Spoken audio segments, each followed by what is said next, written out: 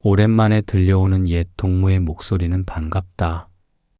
함께 교실 창밖을 내다보던 그 시절, 우리는 모두 같은 높이의 의자에 앉아 같은 곳을 바라보았다.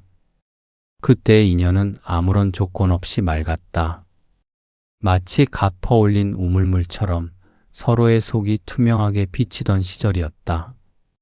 하지만 수십 년의 세월을 지나 다시 마주한 식탁 위에는 이제 물만 놓여 있지 않다. 세월이 덧칠해 놓은 각자의 이름표와 누군가는 높게 쌓고 누군가는 낮게 다져온 삶의 옹벽들이 그 사이에 놓여 있다. 우리는 여전히 서로를 동무라 부르지만 어느 순간부터 그 모임이 예전 같지 않음을 느낀다. 웃음소리는 크지만 귓가는 허전하고 단톡방의 인사는 갈수록 짧아진다. 사람들은 말한다. 세월이 변해서 사람이 변했다고. 돈이 있고 없음이, 자식이 잘 되고 못됨이 우리 사이를 갈라놓았다고 말한다. 하지만 진실은 그보다 더 깊은 곳에 숨어 있다. 관계가 저무는 것은 형편의 차이 때문이 아니다. 그 차이를 다루는 말의 습도와 태도의 결이 달라졌기 때문이다. 어떤 이는 옛 기억 속에 머물러 상대의 현재를 함부로 재단한다. 너 예전엔 이랬잖아 라는 말로 상대가 세월 속에 쌓아온 존엄을 한순간에 무너뜨린다. 또 어떤 이는 자신의 성취를 은근히 내비치며 상대의 박수를 강요한다. 그것은 대화가 아니라 자신의 삶을 전시하는 행위에 가깝다. 그늘에 앉아있는 이에게 햇볕을 자랑하는 것은 다정함이 아니라 잔인함이다. 모임에서 사람들이 하나둘 뒷걸음질 치는 이유는 명확하다. 그곳에 나는 있는데 우리가 없기 때문이다. 나를 드러내고 싶은 욕망이 타인의 고단함을 살필 여유를 잡아먹을 때 우리는 같은 창문을 보던 동창에서 서로의 상처를 건드리는 타인이 된다. 아무리 비싼 음식을 나누고 좋은 술을 기울여도 마음의 빈자리를 채우지 못하는 대화는 결국 소음으로 남을 뿐이다. 강물은 억지로 섞이지 않는다. 서로 다른 산줄기에서 내려온 물줄기들이 만나 큰 강이 되려면 상대 물길의 속도와 깊이를 묵묵히 받아들이는 시간이 필요하다. 우리의 모임도 그와 같다.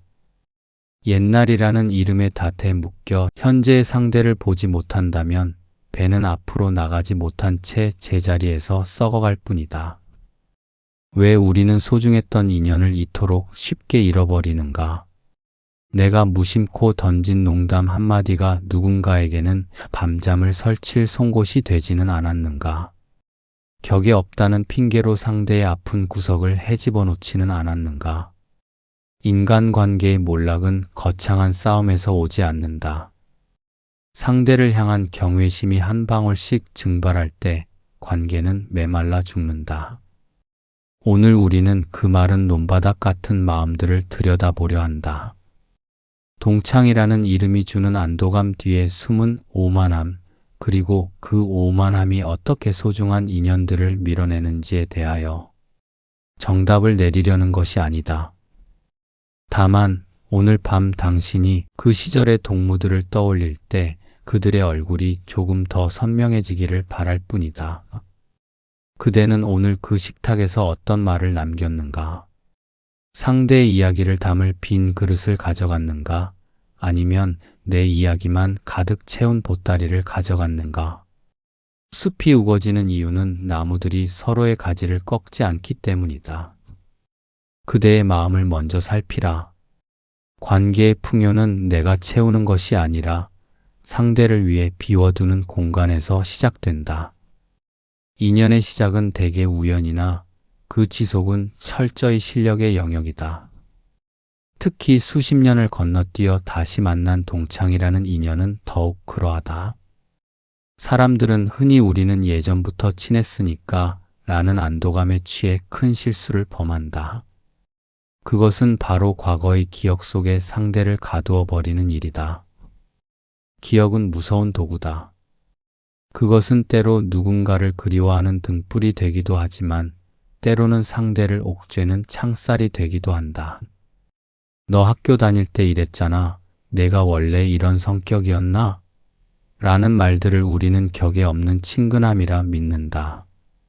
하지만 그것은 상대가 견뎌온 세월에 대한 예의가 아니다. 상대는 당신을 만나지 못했던 그 긴 시간 동안 수만 번의 파도를 넘고 수천 번의 비바람을 맞으며 지금의 모습으로 빚어졌다.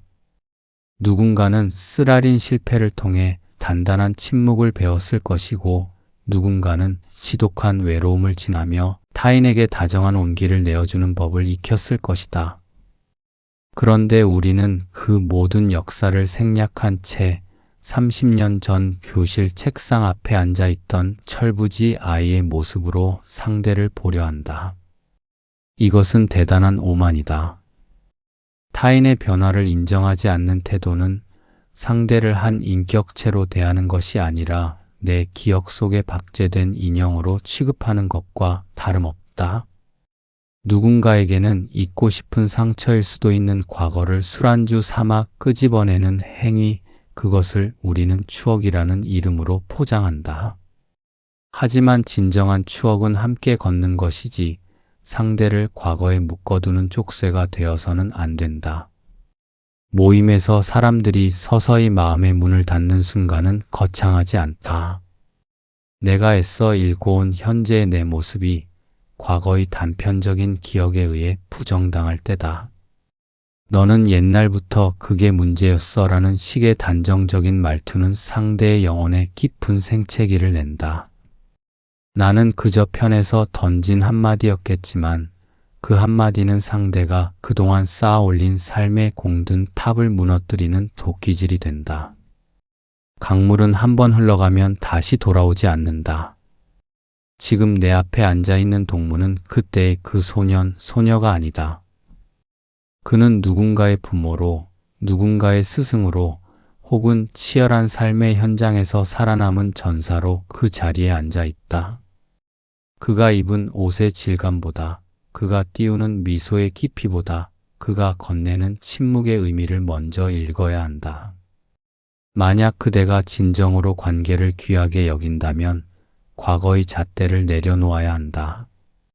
상대가 보여주는 지금의 모습을 있는 그대로 받아들이는 것, 그것이 성숙한 이들이 나누는 우정의 첫 번째 예절이다. 너 참 많이 변했구나. 그 세월이 참 깊었겠구나라고 말해줄 수 있는 여유가 필요하다. 그것은 상대의 변화를 긍정하는 동시에 그가 걸어온 고단한 길을 위로하는 최고의 찬사가 된다. 우리는 흔히 상대를 잘 안다고 착각한다.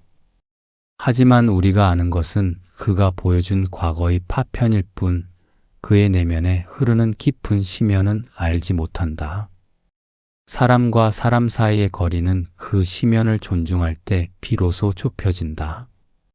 함부로 판단하지 않고 섣불리 단정 짓지 않으며 그저 지금 이 순간의 상대를 환대하는 마음, 그것이 메말라가는 동창 모임에 다시 생기를 불어넣는 맑은 물줄기가 될 것이다. 그대의 기억 속에 있는 동물을 놓아주라. 그리고 지금 그대의 눈앞에 앉아있는 세월의 훈장을 단 중년의 사내와 여인을 정중히 마주하라. 과거의 유령과 대화하지 말고 현재에 살아있는 인격과 호흡하라. 관계의 틈새는 바로 그 지점에서 메워지기 시작한다. 그대의 마음을 먼저 살피라. 나는 상대를 과거에 가두려 하는가? 아니면 그의 새로운 계절을 축복하려 하는가? 오랜만에 모인 동창 식탁 위에 가장 먼저 오르는 것은 대개 술과 음식이지만 정작 사람들의 마음을 가득 채우는 것은 비교라는 이름의 투명한 독이다. 나이가 들수록 사람들은 자신의 삶이 헛되지 않았음을 증명받고 싶어 한다.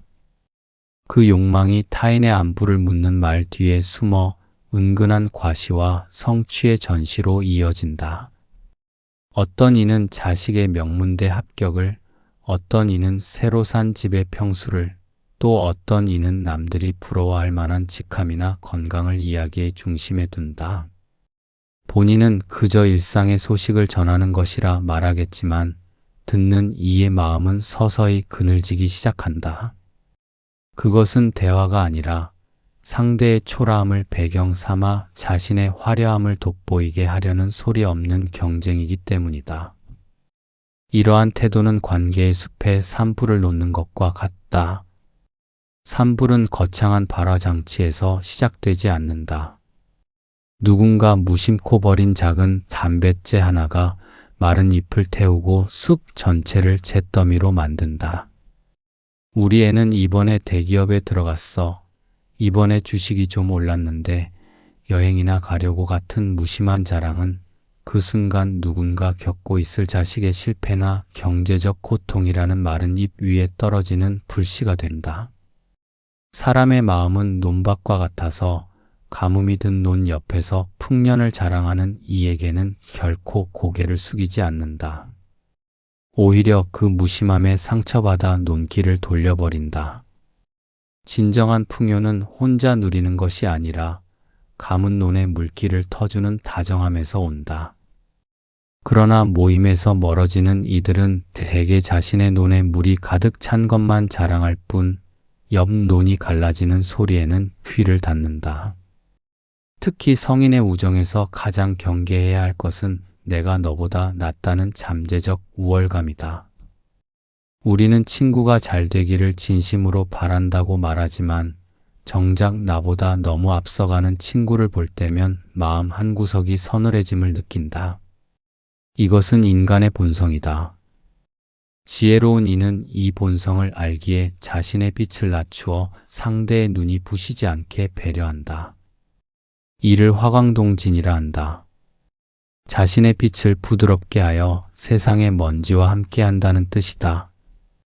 자신의 성취를 과시하는 이들은 대개 마음이 허기진 사람들이다. 밖에서 채워지지 않은 인정의 욕구를 오랜 동무들에게서 보상받으려 한다. 하지만 동창 모임은 당신의 이력서를 검토하는 자리가 아니다. 그곳은 서로의 고단한 어깨를 토닥이고 세월의 무게를 함께 나누는 쉼터여야 한다. 내가 쥔 보석이 아무리 빛나도 그것으로 상대의 눈을 찌른다면 그것은 보석이 아니라 흉기다. 성취를 이야기하지 말라는 것이 아니다. 다만 나의 기쁨이 누군가에게는 소외감이 되지 않도록 말의 온도를 조절해야 한다. 운이 좋았어. 너희 덕분에 힘을 냈지라는 겸손의 한마디는 내 성취를 깎아내리는 것이 아니라 상대가 내 기쁨에 동참할 수 있는 자리를 마련해주는 일이다. 자리가 마련되지 않은 잔치에 초대받은 손님은 불편함을 느끼고 조용히 문을 나설 수밖에 없다. 모임에서 사람들이 떠나가는 것은 당신의 성공이 배 아파서가 아니다. 당신의 성공 속에 나라는 친구가 들어갈 틈이 없기 때문이다. 오로지 당신의 잘남만 가득한 그 대화의 식탁에서 상대는 자신이 들러리일 뿐이라는 사실을 깨닫고 발길을 끊는 것이다. 우정은 대등한 높이에서 서로를 마주보는 수평의 관계이지 누군가 위에서 내려다보는 수직의 관계가 아니다. 그대는 오늘 그 모임에서 어떤 등불을 켰는가? 나를 밝히기 위해 상대의 주변을 어둡게 하지는 않았는가? 아니면 나의 온기로 추위에 떠는 동무의 손을 감싸 주었는가? 사람의 향기는 그가 가진 물건이나 지위에서 나오지 않는다. 타인의 자리를 침범하지 않으면서도 그 곁을 묵묵히 지켜주는 고요한 태도에서 진정한 향기가 배어 나온다. 그대의 마음을 먼저 살피라. 나는 지금 내 성취의 그림자로 친구의 햇볕을 가리고 있지는 않은지, 관계의 깊이는 내가 얼마나 높이 올라갔느냐가 아니라 내가 얼마나 낮은 곳에서 상대를 안아줄 수 있느냐에 달려 있다. 사람들은 흔히 친하다는 상태를 상대의 마음속에 신발을 신은 채 들어가도 좋다는 허락으로 오해하곤 한다. 특히 어린 시절을 공유한 동창들 사이에서 이러한 착각은 가장 빈번하게 그리고 가장 아프게 일어난다. 우리는 그것을 허물없다고 부르지만 실상은 상대의 존엄에 대한 허물을 만드는 행위다. 오랜 인연일수록 사람 사이에는 보이지 않는 선이 있어야 한다. 그 선은 상대를 멀리하기 위함이 아니라 상대가 온전한 자신으로 존재할 수 있도록 지켜주는 보호벽이다. 하지만 어떤 이들은 그 선을 넘나드는 것을 친밀함의 척도로 삼는다. 우리가 남이냐는 한마디로 상대의 아픈 사생활을 들춰내고 다 너 잘되라고 하는 소리다라는 핑계로 원치 않는 훈수를 둔다. 이것은 마치 남의 정원에 허락 없이 들어가 꽃을 꺾고 나무를 옮겨 심는 것과 같다. 꽃이 예뻐서 꺾었다고 말하지만 정원 주인에게 그것은 애써 가꾼 일상을 파괴하는 폭력일 뿐이다. 동창이라는 이름이 모든 무례를 덮어주는 면죄부가 될 수는 없다. 오히려 오래된 관계일수록 더 조심스럽게 문을 두드리고 상대가 열어주는 만큼만 들어가야 한다. 그것이 인격과 인격이 만나는 최소한의 도리다. 특히 조심해야 할 것은 농담이라는 이름에 갓이 돋친 말들이다. 모임의 분위기를 띄운다는 구실로 상대의 약점을 희화화하거나 과거의 실수를 들춰내어 웃음거리로 만드는 이들이 있다. 비웃음은 결코 웃음이 아니다. 누군가를 깎아내려 만든 즐거움은 그 자리가 끝나면 날카로운 파편이 되어 사람들의 가슴에 박힌다. 당하는 이는 겉으로 웃고 있을지 모르나 속으로는 그 모임으로 향하는 마음의 길을 하나둘 지우고 있다. 사람의 마음은 비단과 같아서 한번 결이 상하면 아무리 다듬어도 예전처럼 매끄러워지지 않는다. 왜 그렇게 예민해? 친구끼리 그런 말도 못하냐? 라는 변명은 상대의 상처에 소금을 뿌리는 격이다. 내가 가볍게 던진 돌이 연못의 개구리에게는 생사가 달린 일인 것처럼 나의 무심한 참견이 상대에게는 견디기 힘든 압박이 될 수 있음을 알아야 한다. 진정한 다정함은 상대의 침묵을 기다려주는 것이다. 말하지 않는 아픔을 굳이 캐묻지 않고 닫혀있는 문을 억지로 열려 하지 않는 것. 그가 스스로 말할 수 있을 때까지 곁에서 가만히 차를 나누는 것만으로도 충분하다. 침범하는 다정함은 오지랖에 불과하지만 지켜봐주는 고요함은 깊은 위로가 된다. 우리는 서로의 삶에 감 놓아라, 대추 놓아라 할 권리가 없다. 각자의 삶은 각자의 속도와 결대로 흐르게 두어야 한다. 동창 모임이 즐거우려면 그곳이 나의 기준을 강요하는 심판대가 아니라 서로의 다름을 확인하고 응원하는 광장이 되어야 한다. 상대를 바꾸려 하는 순간 우정은 사라지고 훈육만 남는다. 모임에서 사람들이 소리 없이 멀어지는 이유는 대개 피로감 때문이다. 만나면 감시당하는 기분, 평가받는 기분, 그리고 내 사적인 영역을 방어해야 한다는 피로감이 즐거움보다 커질 때 사람들은 조용히 뒷걸음질 친다. 굵은 밧줄로 상대를 묶어두려 하지 마라. 느슨하게 잡은 줄이 오히려 인연을 오래 지탱하는 법이다. 그대는 오늘 동무의 마음 문턱에서 신발을 벗었는가? 혹시 친하다는 이유로 흙발을 한 채 상대의 가장 소중한 공간을 짓밟지는 않았는가? 인간관계의 성숙함은 얼마나 많이 아느냐가 아니라 얼마나 적절하게 모르는 척 해줄 수 있느냐에서 결정된다. 그대의 마음을 먼저 살피라. 나의 관심이 상대에게는 간섭이 아니었는지, 나의 농담이 누군가에게는 비수가 아니었는지, 관계의 아름다움은 서로의 경계선을 존중하는 그 엄숙한 거리감 속에서 비로소 피어난다. 산길을 걷다 보면 발치에 채이는 돌멩이 하나에도 제각각의 이름이 있을 것만 같은 기분이 든다. 누군가는 그 돌을 딛고 냇물을 건넜을 것이고 누군가는 그 돌 위에 앉아 가쁜 숨을 몰아쉬었을 것이다. 인연이란 그런 것이다. 길가에 무심히 놓인 돌처럼 그저 그 자리에 있었을 뿐인데 누군가에게는 징검다리가 되고 누군가에게는 걸림돌이 된다. 같은 돌이라도 어떤 발걸음을 맞이하느냐에 따라 그 쓸모가 달라진다. 동창 모임에서 돌아오는 길, 차장 밖으로 스쳐 지나가는 가로등 불빛을 보며 우리는 자문한다. 오늘 나는 그들에게 어떤 돌이었을까?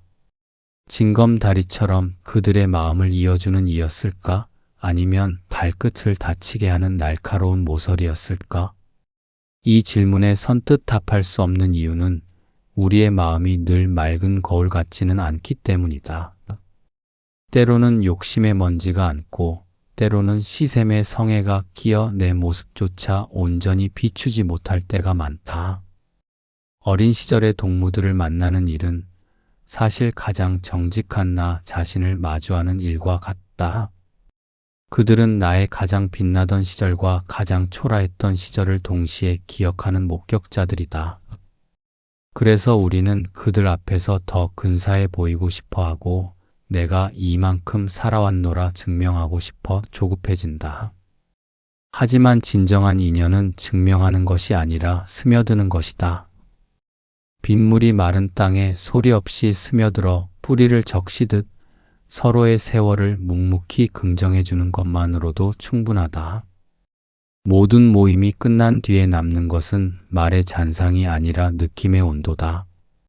그날 어떤 비싼 음식을 먹었는지, 누가 무슨 자랑을 했는지는 금세 잊힌다. 그러나 나를 바라봐 주던 친구의 따뜻한 눈매, 내 서툰 농담에도 조용히 고개를 끄덕여 주던 그 평온한 공기는 오래도록 가슴에 남는다. 관계를 망치는 것은 대단한 악의가 아니다.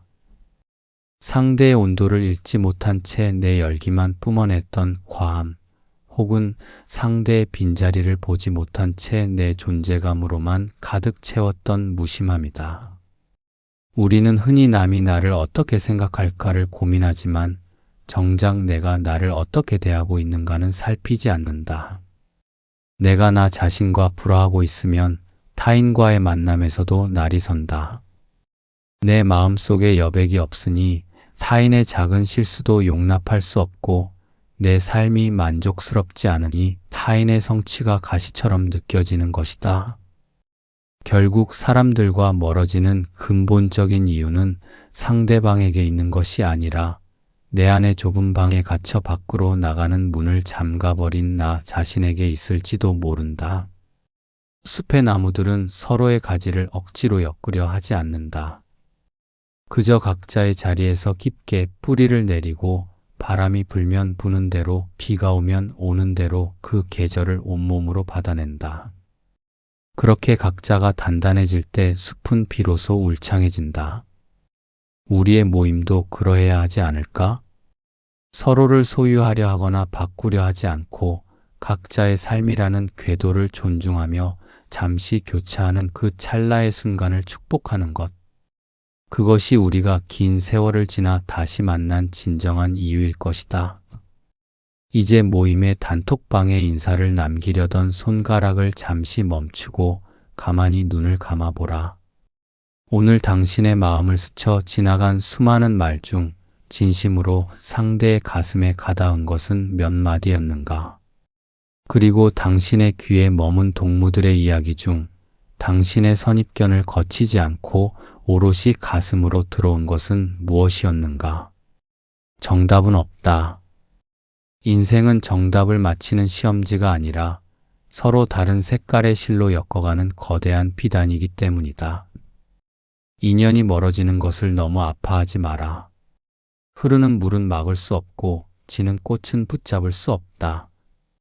다만 떠나가는 뒷모습에 서운함을 담기보다 내 곁에 머물렀던 그 시간에 감사하며 나의 그릇을 닦을 뿐이다. 그릇이 깨끗하고 넓어지면 물은 자연히 고이고 새는 다시 날아온다. 세상 모든 만남은 결국 나를 찾아가는 기나긴 여정의 정거장일 뿐이다. 밤이 깊어갈수록 별은 더 선명해진다.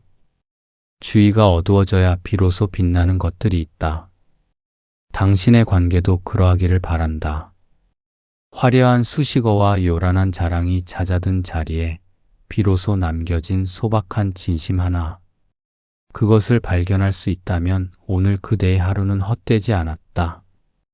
누군가를 원망하거나 스스로를 자책하기 전에 고요히 차 한 잔을 앞에 두고 자신의 내면을 응시하라.